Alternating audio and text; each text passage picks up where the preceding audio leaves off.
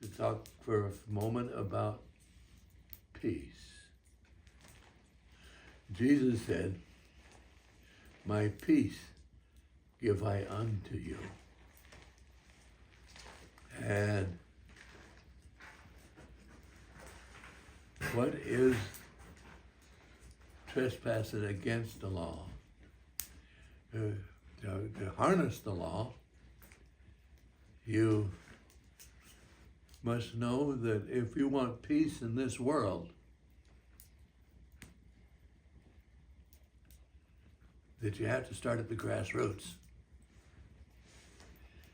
You cannot expect any peace in this world until we all begin with, my grandfather Roy, are you at peace with your world? Are you at peace with your family? Are you at peace with your neighbor? Where are you?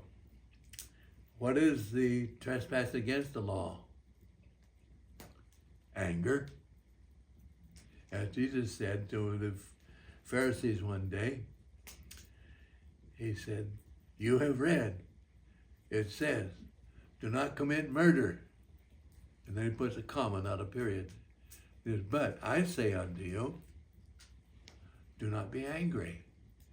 And he goes on to say that when you're angry, basically he is saying you can kill the potential of a great relationship. But you're committing murder, killing the relationship. So anger is, you just don't dare be angry. Jesus on the cross, being nailed to the cross, he said, "Father, forgive them, for they know not what they do." Oh, forgiveness is putting peace to work, not being angry for what they're doing. So there's a Heavenly Father, help me to forgive all. Help me that peace might begin in me.